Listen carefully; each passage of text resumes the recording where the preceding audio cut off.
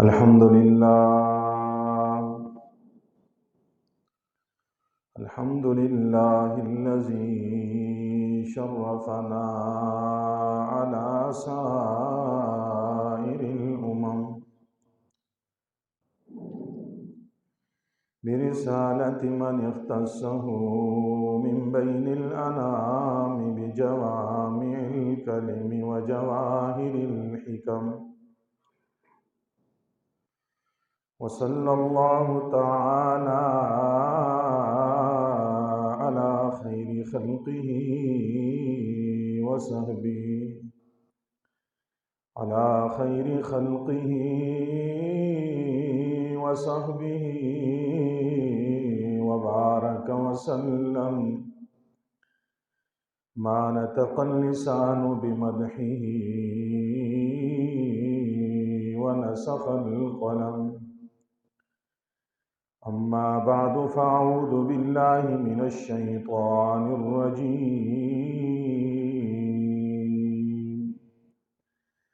بسم الله الرحمن الرحيم.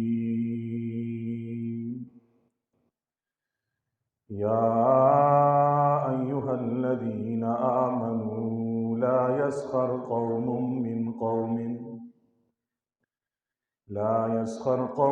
من قوم عسى أن يكونوا خيرا منهم ولا نساء من نساء عسى أن يكن خيرا منهن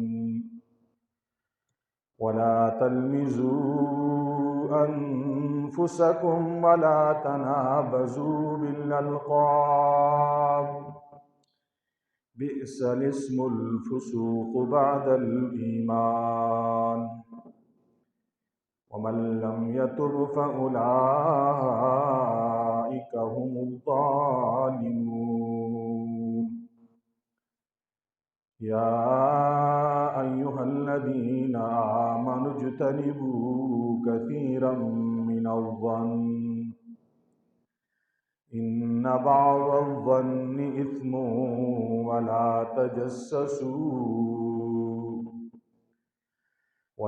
تجسسوا ولا يغتب بعضكم بعضا أيحب أحدكم أن يأكل لحم أخيه ميتا فكرهتموه واتقوا الله إن الله تواب رحيم. إن الله وملائكته يصلون على النبي يا أيها الذين آمنوا صلوا عليه وسلموا تسليما. اللهم صل على سيدنا ومولانا محمد وعلى آل سيدنا ومولانا محمد كما صليت على سيدنا إبراهيم وعلى آل سيدنا إبراهيم إنك حميد مجيد.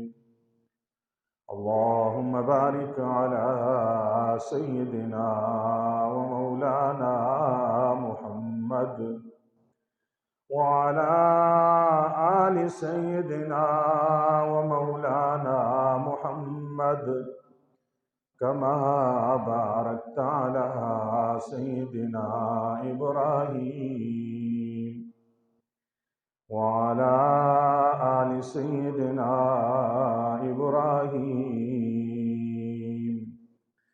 إنك حميد مجيد.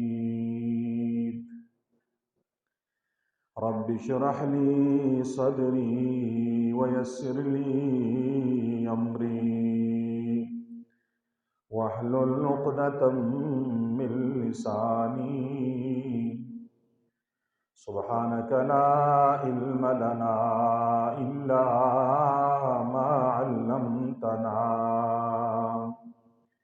إنك أنت العليم الحكيم۔ گرامی قدر سامعین، معزز بزرگ دوستوں، نوجوان ساتھیوں، میں نے آپ حضرات کے سامنے سورہ حجرات کی 2 آیات کریمہ تلاوت کی ہیں۔ رب ذوالجلال سے دعا گو ہوں کہ رب لم یزل ان 2 آیات کی روشنی میں آپ حضرات کے سامنے معروضات پیش کرنے کی توفیق عطا فرمائے اور ہم سب کو سمجھنے اور عمل کرنے کی توفیق عطا فرمائے۔ سورہ حجرات کی ان آیات میں اللہ جل شانہ نے مومنوں سے خطاب کرتے ہوئے انہیں چند گناہوں سے منع کیا ہے۔ یہ وہ گناہ ہیں جن کی وجہ سے معاشرے میں اتحاد اور اتفاق ختم ہو جاتا ہے، معاشرے میں پیار، محبت، مودت اور الفت کا جنازہ نکل جاتا ہے، بھائی بھائی کا دشمن بن جاتا ہے، دوست سے دست و گریبان ہو جاتے ہیں، معاشرے میں انارکی اور بدامنی پھیل جاتی ہے، سوسائٹی میں، معاشرے میں فسادات برپا ہو جاتے ہیں، معاشرہ جہنم نظیر بن جاتا ہے، خاندان اور گھر جہنم کدے نظر آتے ہیں، خوشی نام کی چیز بھی وہاں پہ دکھائی نہیں دیتی، پریشانی اور غم ان کے بسیرے ہوتے ہیں۔ اس لیے اللہ جل شانہ نے مسلمانوں کے معاشرے میں اتحاد، اتفاق، مودت، محبت، الفت پیدا کرنے کے لیے انہیں چند ان گناہوں سے منع کیا ہے جو معاشرے میں نا اتفاقی کا سبب بنتے ہیں، جو معاشرے میں بدامنی کا سبب بنتے ہیں، جو معاشرے میں فسادات کا سبب بنتے ہیں۔ ان گناہوں میں سے پہلا گناہ تمسخر اور استہزاء کا ہے، دوسروں کے ساتھ ٹھٹھا ڈرامے کرنے کا گناہ ہے، جس کے متعلق گزشتہ جمعہ میں نے تفصیلاً آپ حضرات کے سامنے معروضات پیش کی تھیں۔ دوسرا گناہ جو معاشرے میں نا اتفاقی کا سبب بنتا ہے، اس گناہ کے لیے اللہ نے قرآن میں ان الفاظ کے ساتھ مومنوں کو روکا، وَلَا تَلْمِزُوا أَنفُسَكُمْ، تم ایک دوسروں پہ تانے مت کسو، ایک دوسروں کو تانے مت دیا کرو، وَلَا تَنَابَزُوا بِالْأَلْقَابِ۔ تیسرا گناہ جس سے اللہ نے روکا وہ یہ ہے کہ ایک دوسرے کو برے القاب، برے ناموں سے مت پکارو۔ چوتھا گناہ جس سے اللہ نے روکا، یا ایھا الذین آمنوا اجتنبوا کثیرا من الظن، اے ایمان والو بہت زیادہ گمانوں سے بچو۔ پانچواں گناہ جس سے اللہ جل شانہ نے منع کیا، وَلَا تَجَسَّسُوا، ایک دوسرے کی جاسوسی نہ کرو۔ چھٹا گناہ جس سے اللہ نے منع کیا، وَلَا يَغْتَبْ بَعْضُكُمْ بَعْضًا، تم ایک دوسرے کی غیبت مت کرو۔ یہ وہ 6 گناہ ہیں، تمسخر، تانے مارنا، دوسروں کو برے القاب سے پکارنا، دوسروں کے بارے میں بدگمانی رکھنا، دوسروں کے عیب ہاتھ لگنے کے لیے جاسوسی کرنا، دوسروں کے پیٹھ پیچھے برائی بیان کرنے کے لیے غیبت کرنا۔ یہ وہ 6 ایٹم بم ہیں جس نے مسلمانوں کے معاشرے سے اتحاد اور اتفاق کا جنازہ نکال دیا ہے۔ یہ وہ 6 گناہ ہیں جس کی وجہ سے آج ہمارا معاشرہ پریشانی میں مبتلا ہے۔ یہ وہ 6 گناہ ہیں جس کی وجہ سے بھائی بھائی کا دشمن ہے، جس کی وجہ سے پڑوسی پڑوسی سے تنگ ہے، جس کی وجہ سے محلے والے ایک دوسرے کے ساتھ دستوں گریباں، وہ یہ 6 گناہ ہے۔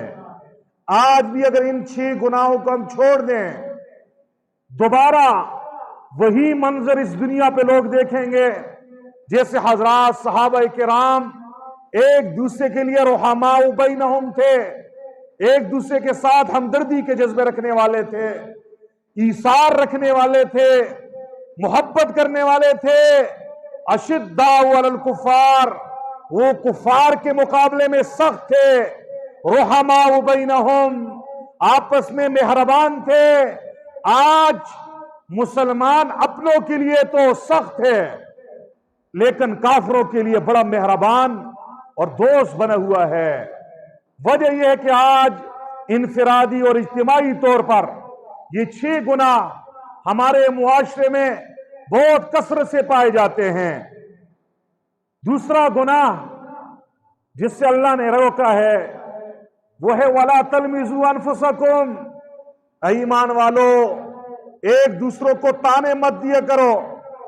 لمز کا معنی عربی میں آتا ہے دوسرے کے منہ کے اوپر، دوسرے کے سامنے اس کے عیبوں کا تانا اسے دیا جائے، اس سے لمز کہتے ہیں۔ اور ہمزہ کہتے ہیں پیٹھ پیچھے کسی کی برائی بیان کیا جائے۔ اللہ جل شانہ نے قرآن کریم میں وَيْلٌ لِكُلِّ ہُمَزَةٍ لُمَزَةٍ کے الفاظ کہہ کر فرما دیا ہلاکت ہے ہر اس آدمی کے لیے جو دوسروں کے پیٹھ پیچھے برائیاں بیان کرتے، غیبت کرتا ہے۔ اللمزہ، اور ہلاکت اور تباہی ہے اس آدمی کے لیے جو دوسروں کے سامنے منہ پر انہیں تانے مارتا ہے، ان کے عیب ان کے منہ پر انہیں بتلاتا ہے تیرے اندر یہ گناہ ہے، یہ گناہ ہے، یہ گناہ ہے، اور یہ تانے اس لیے مار رہا ہے یہ اپنے آپ کو بڑا پاک دامن سمجھتا ہے، اپنے آپ کو بڑا فرشتہ سمجھتا ہے، دوسروں کو حقیر سمجھتا ہے، اس لیے دوسروں کے منہ کے اوپر انہیں تانے دیے جا رہے ہیں۔ یہ وہ گناہ ہے جس سے اللہ جل شانہ نے روکا ہے۔ حدیث میں نبی پاک صلی اللہ علیہ وسلم نے ارشاد فرمایا آپ اپنے دوسرے مسلمان میں کوئی عیب دیکھو، کوئی گناہ دیکھو، آپ نے اس کی اصلاح کرنی ہے، اسے نیکی کی دعوت دینی ہے، اس سے منکر سے روکنا ہے، اسے فحاشی سے روکنا ہے، لیکن آپ نے حکمت کے ساتھ پیغمبر نبی کریم کی تعلیمات کو سامنے رکھتے ہوئے اسے گناہ سے روکنا ہے۔ نبی پاک صلی اللہ علیہ وسلم نے ارشاد فرمایا المؤمن مرآت المؤمن، مومن مومن کے لیے آئینہ ہوتا ہے، جیسے آئینہ آپ کو آپ کے عیب بتاتا ہے، ایسے ہی ایک مومن دوسرے مومن کے لیے آئینہ ہے، وہ آئینے کی طرح اسے اس کے عیوب بتاتا ہے، لیکن اس میں آئینے والا کمال بھی ہوگا۔ آئینہ صرف اسے اس کا عیب بتاتا ہے کہ آپ کے چہرے پہ فلاں داغ ہے، آپ کے چہرے پہ فلاں دبا ہے، سب کو نہیں بتاتا کہ اس کے چہرے پہ یہ دبے ہیں۔ ایسی مومن دوسروں میں عیب اگر دیکھے تو ختم نبوت کے صدقے، یہ دعوت و تبلیغ کے کام کے صدقے اس کی ذمہ داری ہے یہ اسے اس منکر سے روکے، لیکن آئینے کی طرح اسے بتائے، پیار سے بتائے، حکمت سے بتائے کہ بھائی آپ اس رذیلے میں مبتلا ہو، آپ اس گناہ میں مبتلا ہو، آپ یہ گناہ کر رہے ہو، آپ اپنے کریم رب کو ناراض کر رہے ہو، اس کی وجہ سے آپ کی آخرت تباہ ہوگی۔ پیار سے، محبت سے، اخلاص کے ساتھ اسے اس کا عیب بتایا جائے، تنہائی میں بتایا جائے، خلوت میں بتایا جائے تو یہ جائز ہے۔ لیکن سب کے سامنے کوئی بے نمازی ہے، نماز نہیں پڑھ رہا، ہم اسے کہیں وہ بے نمازی، کوئی بد کردار ہے ہم اسے بد کردار کہتے ہیں، کوئی بے حیا ہے ہم اسے بے حیا کہتے ہیں، کوئی ڈاکو ہے ہم اسے کہیں وہ ڈاکو، کوئی قاتل ہے ہم اسے قاتل کے نام سے پکار لیں، ہم منہ کے اوپر اسے اس کے گناہوں اور عیوب کے تانے دیں۔ یہ گناہی کبیرہ حرام ہے، یہ ایسے ہی حرام ہے جیسے زنا کرنا حرام ہے، یہ ایسے ہی حرام ہے جیسے چوری کرنا حرام ہے، یہ ایسے ہی حرام ہے جیسے امانت میں خیانت کرنا حرام ہے۔ جتنے کبیرہ گناہ ہیں جیسے وہ حرام ہے ایسے ہی تانے کسنا تانے مارنا ہی بھی حرام ہے۔ آج ہمارے معاشرے میں یہ ہو رہا ہے، ہم باتوں باتوں میں جو دوسرے کو باتیں سناتے ہیں نا، انہیں جلاتے ہیں، ان کا دل دکھاتے ہیں، اور ہم پھر ہنستے بھی دیکھنا میں نے اس پہ کیسی چوٹ کسی ہے، میں نے کیسی بات کہہ دی ہے کہ اب یہ جواب بھی نہیں دے سکتا، میں نے سب کے سامنے اس کی آنکھیں مجمع میں جھکا دی ہیں، یہ اپنے اس گناہ کو بدبخت گناہ بھی نہیں سمجھ رہا، حالانکہ یہ گناہ ہی کبیرہ کر رہا ہوتا ہے۔ اللہ جل شانہ نے اسے روکا ہے۔ یاد رکھیے حدیث پاک میں آتا ہے، جو آدمی کسی دوسرے کو گناہ کا طعنہ دیتا ہے، اللہ جل شانہ موت سے پہلے اس طعنہ مارنے والے کو اس گناہ میں مبتلا کر دیتے ہیں۔ اس لیے ڈرنا چاہیے، کسی کو بھی اپنے آپ سے حقیر سمجھ کر، اپنے آپ سے گھٹیا سمجھ کر اس کے عیوب، ان کے گناہوں پر اسے منہ پر تانے نہیں کسنے چاہیے، تانے نہیں مارنے چاہیے، ورنہ اللہ کی ستاری کی چادر ہے، کوئی بھی گناہوں سے پاک نہیں ہے سوائے انبیاء کرام کے۔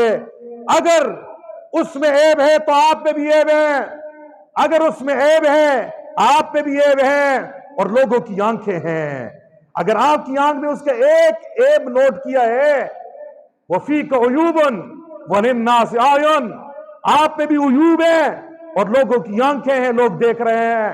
یہ الگ بات ہے کوئی تجھے سب کے سامنے تیرے عیبوں پہ تانے نہیں مار رہا۔ اللہ ستار ہے، اللہ کو ستاری پسند ہے، لہذا دوسرے میں عیب ہے، گناہ ہے، نافرمانی ہے، تو آپ نے آئینے کی طرح، با وفا دوست کی طرح، ہمدرد دوست کی طرح آپ نے تنہائی میں اسے سمجھانا ہے کہ بھائی یہ چیز ٹھیک نہیں ہے۔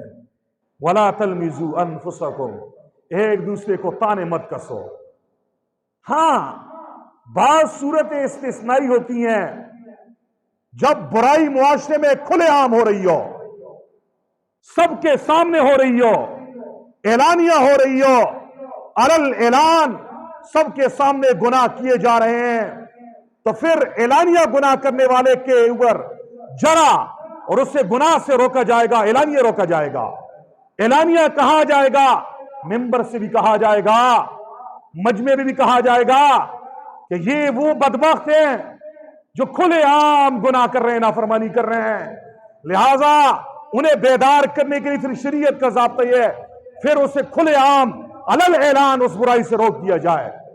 آدمی گناہ چھپ کے کر رہا تھا، آپ نے دیکھ لیا، زنا کر رہا تھا، چوری کر رہا تھا، اب کسی کو پتہ نہیں ہے یہ کس گناہ میں مبتلا ہے، آپ کے لیے جائز نہیں ہے سب کے سامنے اسے بے عزت کیا جائے، تنہائی میں اسے کہو یہ گناہ چھوڑ دو، اللہ نے چادر ڈالی ہے، پردہ ڈالا ہے۔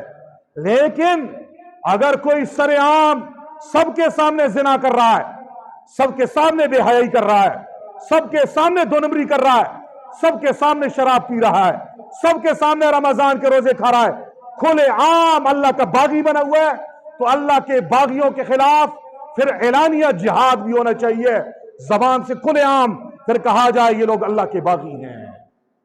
وَلَا تَلْمِزُوا أَنفُسَكُمْ، ایک دوسرے کو تانے مت مارو۔ وَلَا تَنَابَزُوا بِالْأَلْقَابِ، تیسرا گناہ جس سے اللہ نے سورہ حجرات میں روکا ہے، ایک دوسروں کو برے ناموں سے مت پکارو، برے القاب سے مت پکارو، اس نام سے پکارو جو اس کے ماں باپ نے، اس کے بڑوں نے اس کی شناخت کے لیے، اس کی پہچان کے لیے رکھے ہیں۔ نام پہچان کے لیے رکھے جاتے ہیں، علامت کے طور پہ استعمال ہوتے ہیں، اور ہماری شریعت نے ہمیں یہ تعلیم دی ہے، نام اچھے رکھو، بامانہ نام رکھو، اچھے نام والے معنی رکھو، انبیاء کے نام پہ نام رکھو، صحابہ کرام کے نام پہ نام رکھو، غلط معنی والے، بگڑے ہوئے معنی والے نام مت رکھو، اگر رکھیں ہیں تو اسے تبدیل کر دیجئے، اچھے نام رکھو، اور ہمیں تعلیم دی ہے انہی اچھے ناموں کے ساتھ، پورے نام کے ساتھ اس آدمی سے خطاب کیا جائے، آدھا نام نہ لیا جائے، بگاڑ کے نہ لیا جائے، برے القاب سے دوسرے کو مت پکاریے، یہ وہ گناہ ہے جو زنا کی طرح حرام ہے، لیکن ہمارے معاشرے میں دیندار بھی اس گناہ میں مبتلا ہیں۔ ہم دوسروں کا نام بگاڑتے ہیں اور فخر سے پھر کہتے نہیں، دیکھنا اس کا میں نے یہ نام رکھ دیا۔ کسی میں اگر جسمانی عیب ہے، ایک آدمی کی آنکھ میں اگر بینکا پن ہے، وہ صحیح نہیں دیکھ سکتا، ہم نعرہ لگا، ہم کہتے ہیں وہ کانے۔ کوئی آدمی ذرا پاؤں سے لنگڑا ہے، ہم کہتے ہیں وہ لنگڑے۔ اور کسی کو کہتے ہیں وہ کالے، کسی کو کہتے ہیں وہ چٹے، کسی کو وہ گورے۔ یہ طرح طرح کے نام ہم جو لوگوں کے ہم نے رکھے ہیں، شریعت نے منع کی، وَلَا تَنَابَزُوا بِالْأَلْقَابِ، ایک دوسرے کو برے ناموں سے مت پکارو۔ فرمایا بِئْسَ الِاسْمُ الْفُسُوقُ بَعْدَ الْإِيمَانِ، ایمان کے بعد فاسق ہونا، کہ آپ کو کوئی کہے تو بڑا نافرمان ہے، یہ بہت بری بات ہے۔ وَمَن لَّمْ يَتُبْ فَأُولَٰئِكَ هُمُ الظَّالِمُونَ، اللہ فرما رہے ہیں جو ان 3 گناہوں سے باز نہیں آئے گا یہ ظالم ہے۔ اس لیے ہم نے ایک معاشرے میں رہنا ہے، تو معاشرے میں جو گناہ ہوتے ہیں اس میں پہلا گناہ وہ تمسخر کا ہوتا ہے، ٹھٹھا ڈرامہ کرتے ہیں ہم۔ دوسرا گناہ ہم تانے مارتے ہیں دوسرے کو۔ تیسرا گناہ جو ہوتا ہے ہم دوسرے کو ذلیل کرنے کے لیے، دوسرے کو نیچا کرنے کے لیے، دوسرے کو بے عزت کرنے کے لیے ہم برے ناموں کے ساتھ اسے پکارتے ہیں۔ اللہ جل شانہ نے ان گناہوں سے ہمیں روکا ہے۔ برے نام، برے القاب، اس سے کسی کو آپ نے نہیں پکارنا۔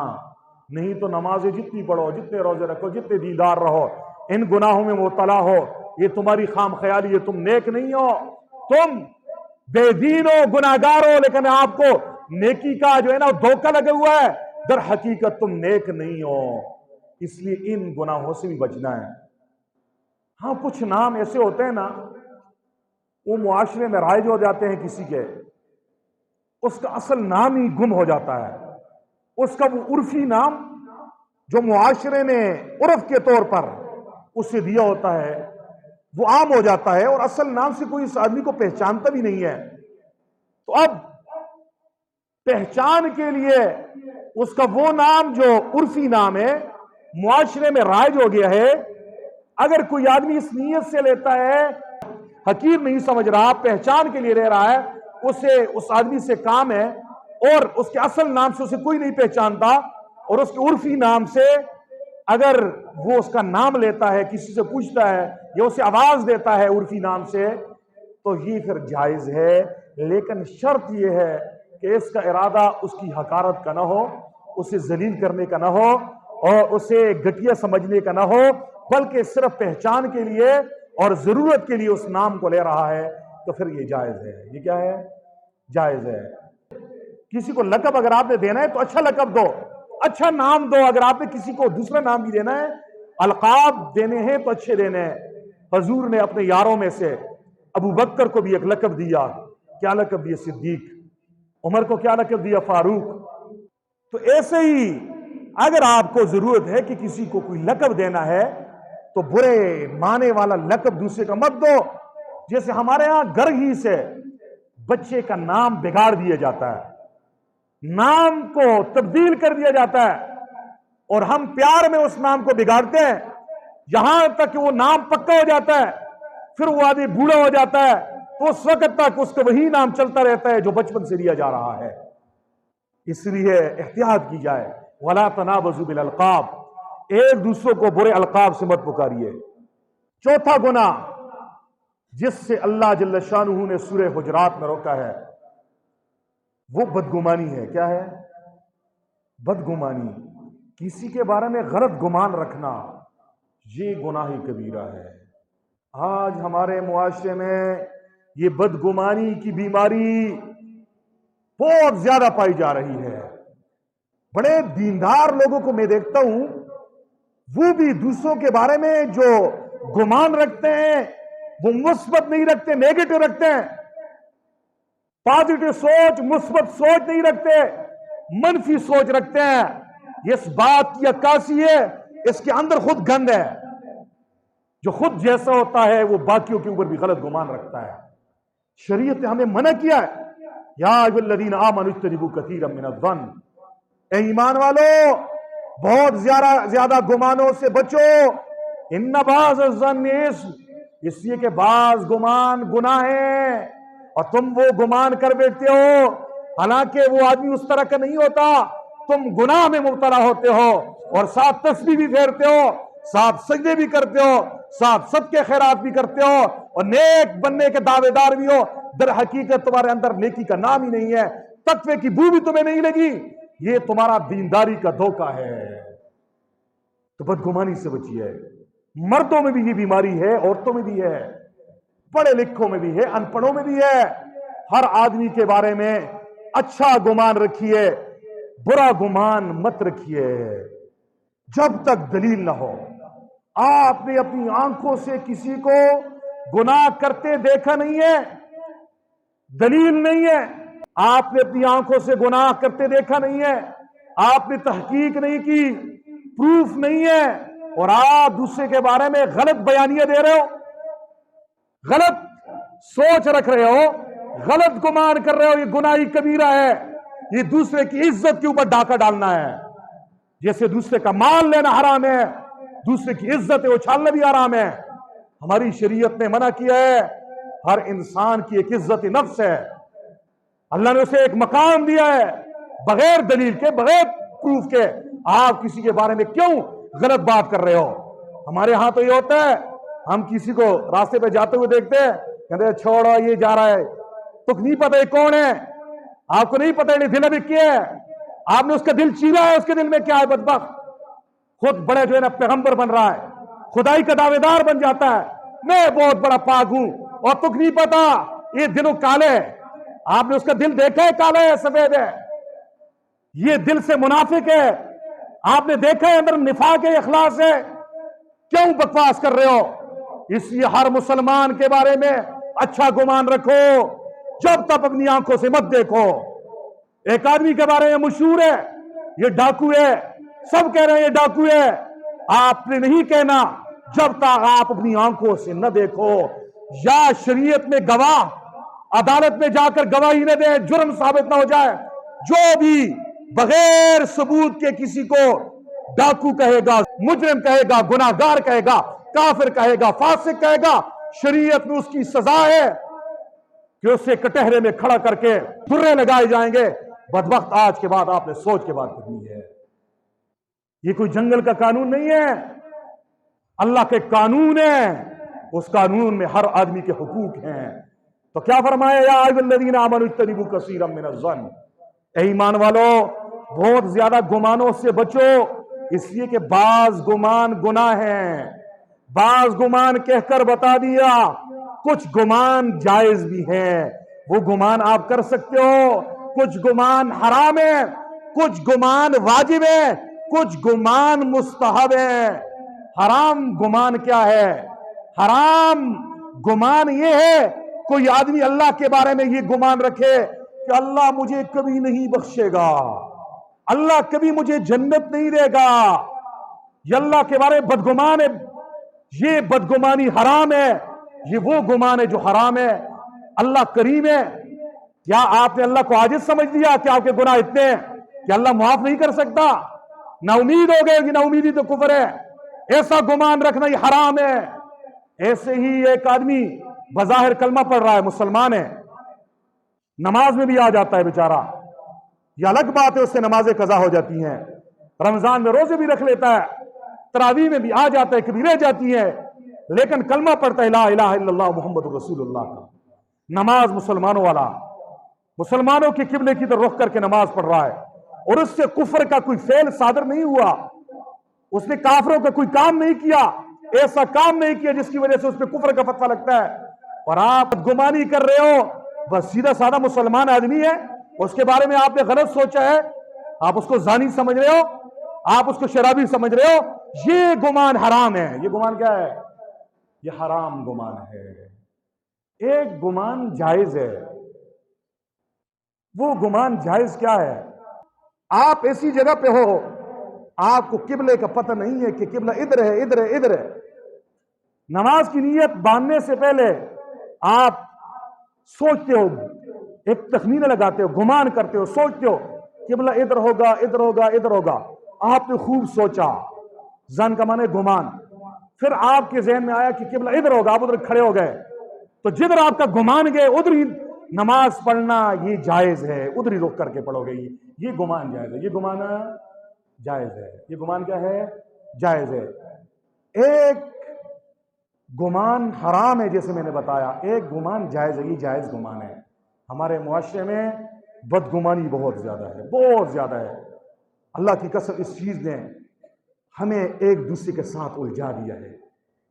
سیدھے محبت سے رہنے والے دو بھائی ہوتے ہیں نا، درمیان میں کوئی شیطان آ جاتے ہیں، وہ ایک کی بیوی کے کان میں بھی پٹی پڑتے ہیں، اوے تجھے پتہ نہیں ہے یہ جو فلاں ہے اس کی بیوی فلاں دن فلاں جگہ پہ فلاں عامر کے پاس تویز کر رہی تھی اور وہ آپ کے اوپر جادو کر رہی تھی، جی اس نے سنا، آنکھوں سے دیکھا ہے اس کے اوپر جادو کر رہی ہے، گواہ ہیں اس کے پاس کہ وہ جادو کر رہی ہے، اس نے بدگمانی کر کے اپنے دل میں بات پکی کر دی، جی یہ میری خیر خواہ نہیں ہے، یہ میری دشمن ہے۔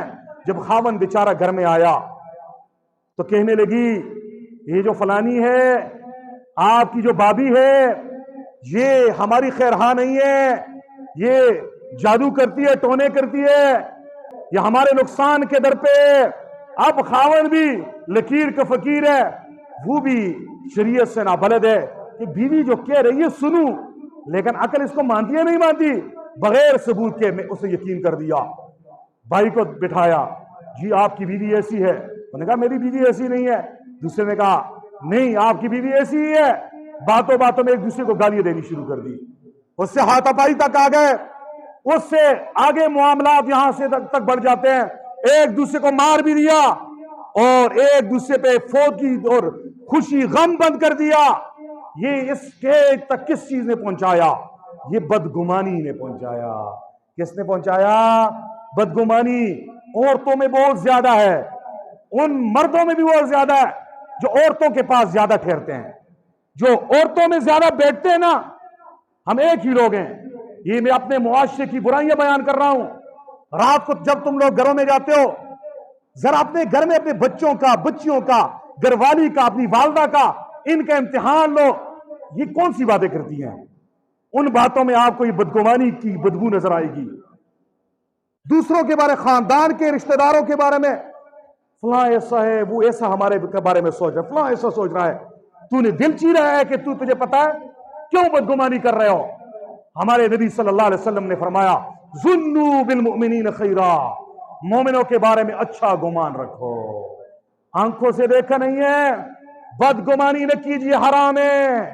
حضرت عیسیٰ علیہ السلام کا زمانہ ہے، عیسیٰ علیہ السلام راستے پہ جا رہے ہیں، دیکھا ایک آدمی چوری کر رہا ہے، نقب لگائے ہوئے سامان اٹھا لیا، چوری کر لی۔ حضرت عیسیٰ علیہ السلام نے پکڑ لیا، فرمایا وہ چور، تو نے چوری کر دی ہے نا؟ وہ کہنے لگے اللہ کی قسم میں نے چوری نہیں کی۔ عیسیٰ علیہ السلام اپنی کھلی آنکھوں سے دیکھ رہے ہیں، آدمی نے دوسرے کا مال چرا لیا اور اللہ کا نام لے کے کہ اللہ کی قسم میں نے چوری نہیں کی۔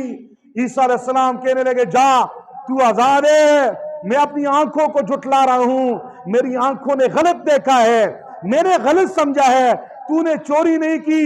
ہو سکتا ہے کہ یہ مال تیرا ہو اور اس آدمی کے پاس پڑا ہو، تو نے اپنا مال اٹھایا ہو، نیت ٹھیک ہو تو آدمی غلط بات کی بھی اچھی تعویل، اچھا مطلب نکال سکتا ہے۔ نیت میں بگاڑو، جس رنگ کا اینک لگاؤ نا، سرخ لگاؤ ہر چیز سرخ نظر آئے گی، کالی لگاؤ ہر چیز کالی نظر آئے گی۔ اپنے دلوں کو پاک کر لو، اپنے گمانوں کو پاک کر لو۔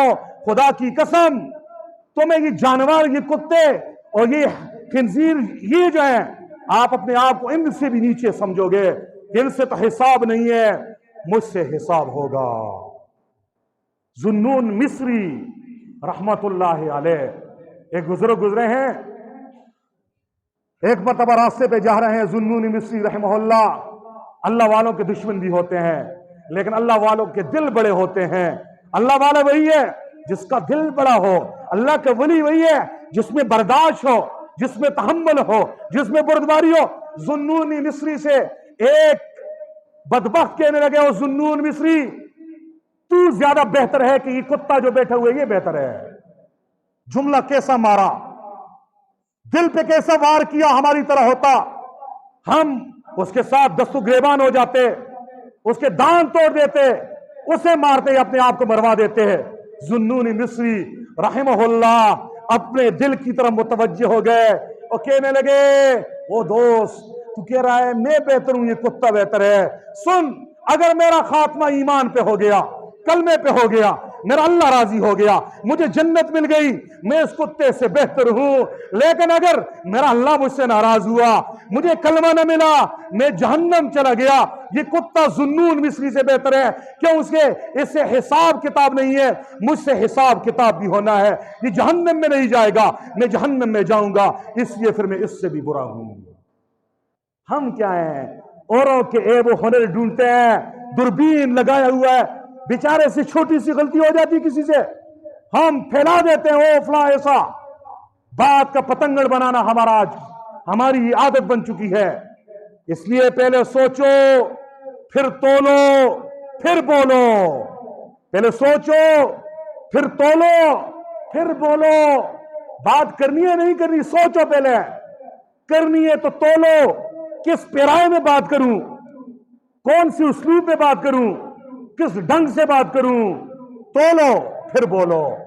हमारा क्या, हम फायर सीधा मारते हैं, बगैर तहकीक किए बदगुमानियां हो रही हैं।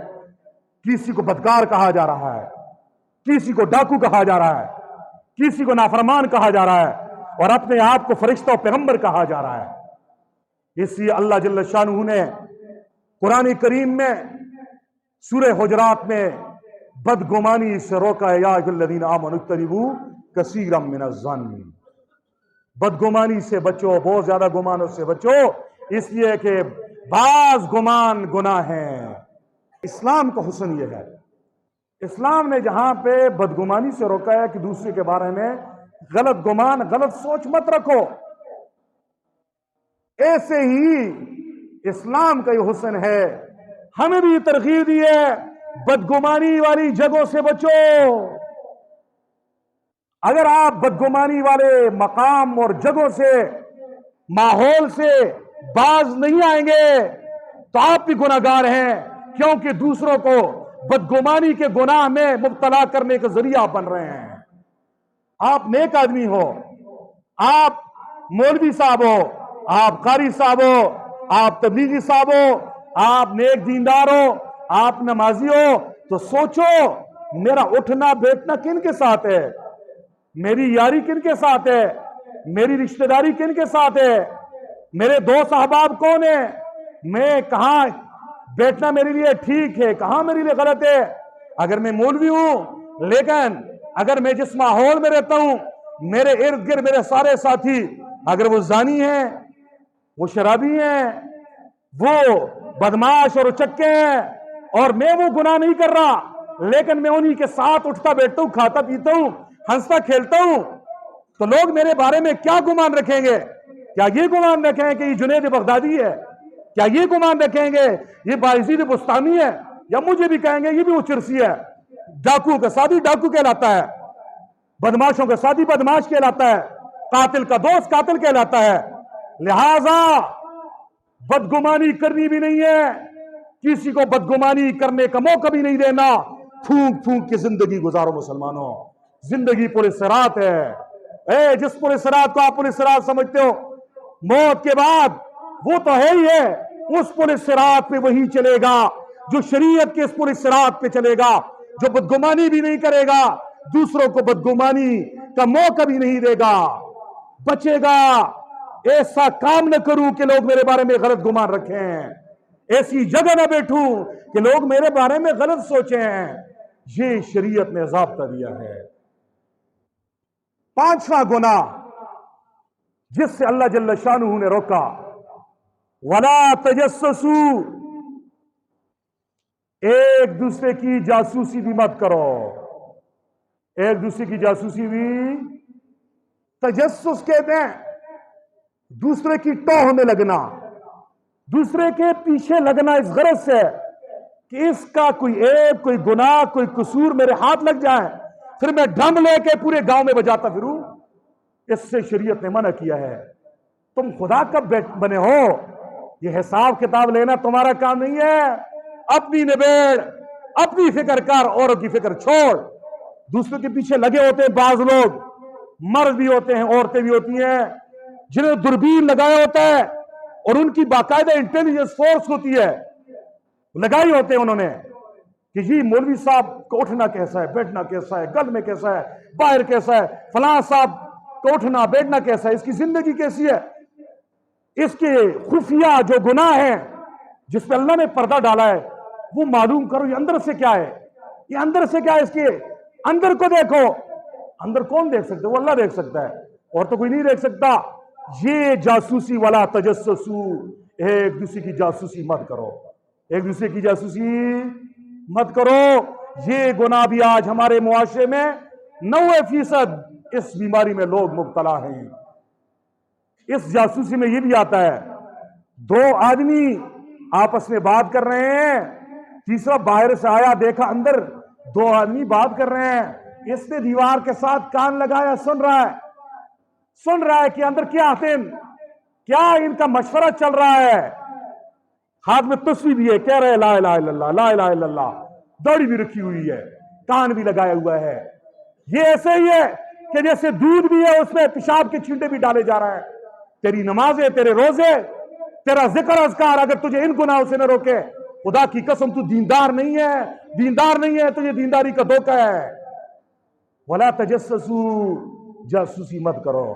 دوسروں کی عیب ہاتھ لگنے کے لیے ٹوہ میں مت رہو. آج ہمارے ہاں یہی ہوتا ہے، ہم دوسرے کے پیچھے لگائے ہوتے ہیں. اور مسجد میں بیٹھ کے میں نے ایسے دیکھے ہیں بدبخت، پہلی سب میں ہوتے ہیں، کہتے ہیں وہ فلانا ایج ہے، آج اس کے بیٹے نے یہ کر دیا، اور پی بھی ہے جیسا، ایڑا دادا بھی ہے جیسا، اس کا خاندان ایسا. اسی مسجد میں نے دیکھے ہیں ایسے بدبخت، قبر میں ان کی پاؤں ہوتے ہیں لیکن ٹوہ میں لگے ہوتے ہیں. ان کو بات بتاؤ نا ان کے کان میں. آپ کو اشتہار لگانے کی ضرورت نہیں ہے.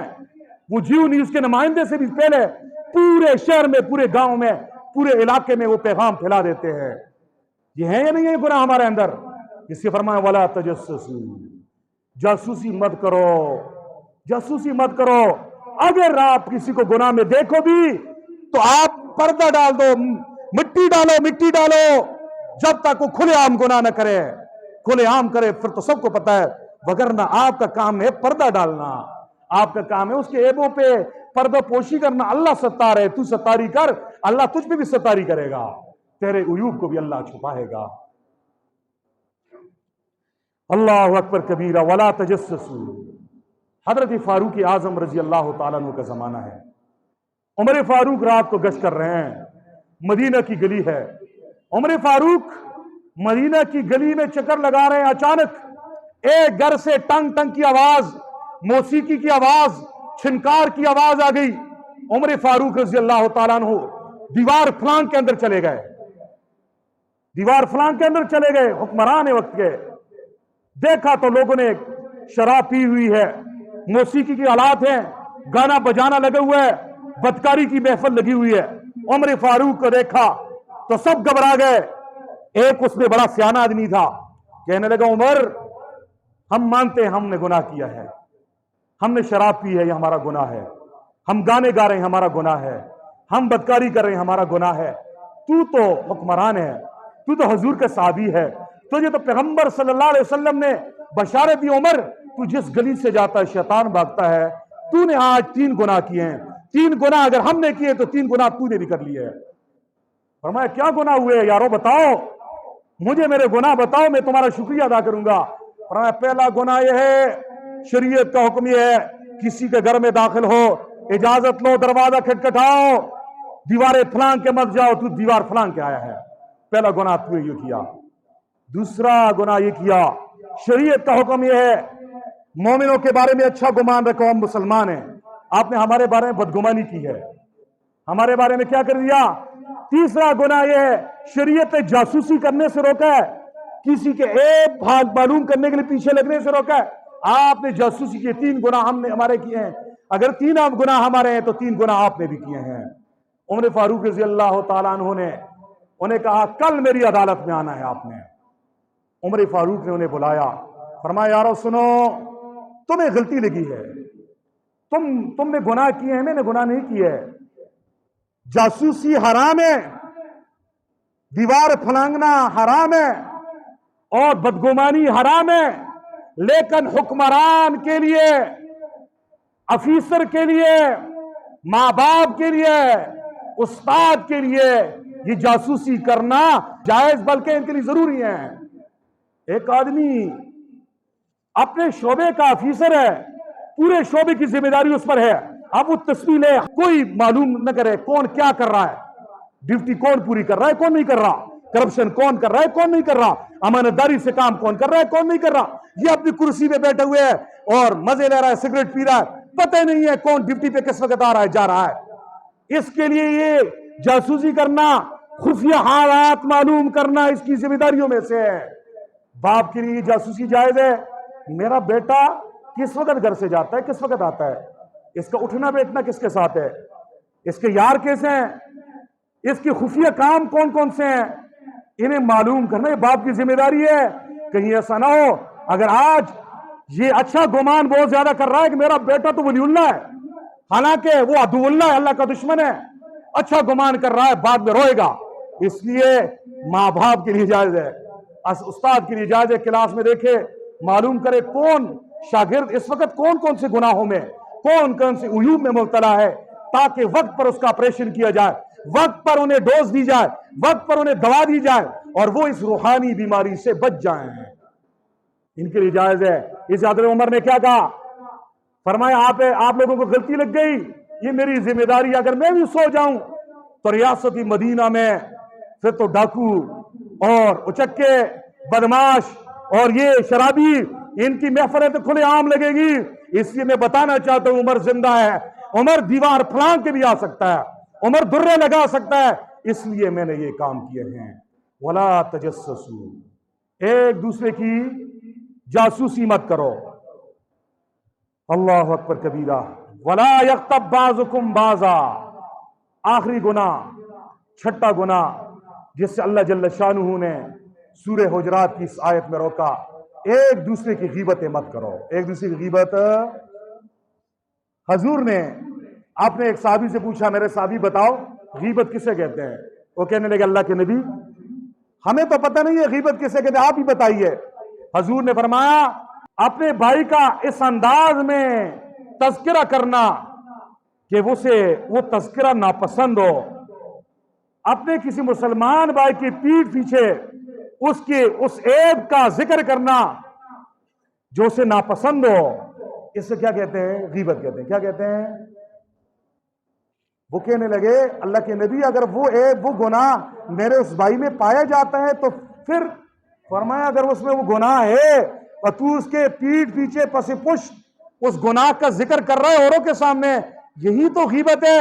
اگر وہ گناہ اس میں نہیں ہے اور آپ پیٹھ پیچھے بیان کر رہے ہو، یہ تو بہتان ہے۔ وَلَا يَغْتَبْ بَعْضُكُمْ بَعْضًا، ایک دوسرے کی غیبتیں مت کرو۔ وہ مسجد میں آنے والوں، جمعے کے نمازیوں، اپنے گریبان میں ذرا جھانک لو، رات کو سونے سے پہلے ذرا جھانکو، ہم اس غیبت کے گناہ میں مبتلا ہی نہیں ہیں۔ دیندار، عوام الناس، پڑھے لکھے، علماء، قراء، صوفی صافی، سارے ہم اس تالاب میں ننگے ہیں، سب ننگے اس گناہ میں مبتلا ہیں۔ وَلَا يَغْتَبْ بَعْضُكُمْ بَعْضًا، ایک دوسرے کی غیبتیں مت کرو۔ ہم جب گھروں میں لوٹتے ہیں نا شام کو، تو ہمارے ہاں ہمارے ان علاقوں میں ہماری جو عورتیں مستورات، گھر کی عورتیں جمع ہو جاتی ہے یا باہر سے کوئی مہمان بھی آ جاتی ہے، ان کے پاس تبصرے کے لیے ایک ہی عنوان ہوتا ہے، دوسرے کی غیبتیں ہو رہی ہیں۔ اور یاد رکھو وہ آدمی جو عورتوں کی مجلس میں زیادہ بیٹھتا ہے اس میں بھی یہ بیماری آ جاتی ہے، وہ پھر ادھر سے اٹھ کے مسجد میں آتا ہے نا، میں اپنی اس مسجد میں بہت ساروں کو جانتا ہوں، ادھر بیٹھے ہوتے ہیں پورا دن لوگوں کی غیبتیں کر رہے ہوتے ہیں اور سمجھتے ہیں یہ گناہ نہیں ہے، نماز پڑھیں گے معاف ہو جائے گا۔ سنو میری بات، میرے آقا پاک صلی اللہ علیہ وسلم نے ارشاد فرمایا الغیبت اشد من الزنا، غیبت زنا سے سخت گناہ ہے۔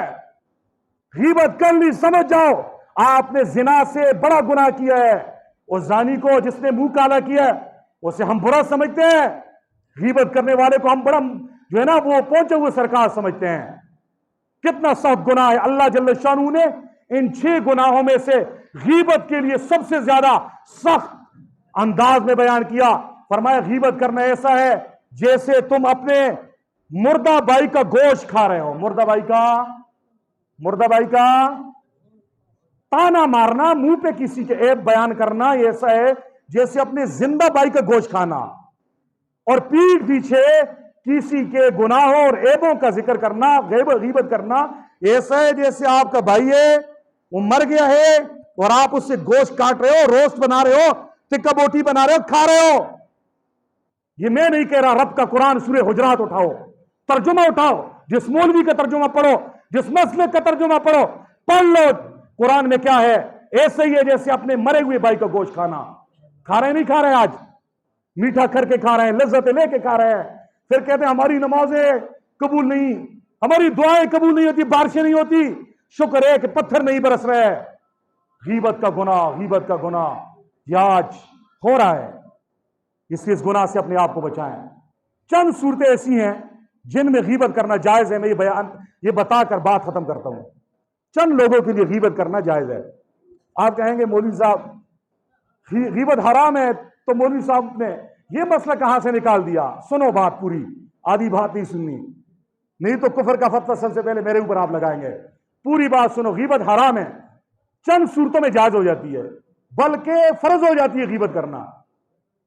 آپ کے سامنے 2 آدمی بیٹھے ہوئے سکیم بنا رہے ہیں کہ راستے میں جاتے ہوئے ہم نے فلاں صاحب کو فلاں جگہ پہ لوٹنا ہے یا قتل کرنا ہے. آپ نے سن لیا, گیم بن گئی, سکیم بن گئی, منصوبہ بن گیا, سازش بن گئی. آپ نے سنا اس بیچارے کو پتہ نہیں گھر میں ہے یا دکاندار ہے شرگڑھ سے جا رہا ہے وہ بٹوے کی طرف, اور 2 آدمی نے سکیم بنا لی. آپ کو پتہ ہے آپ پر فرض ہے دوسرے کی جان بچانا. جا کے اسے کہو آپ کے لیے یہ راستہ مناسب نہیں ہے, آپ مارے جاؤ گے, آپ کا مال لوٹا جائے گا. اس صورت میں غیبت کرنا واجب و فرض ہے, اور یہ جائز ہے. یہ کیا ہے؟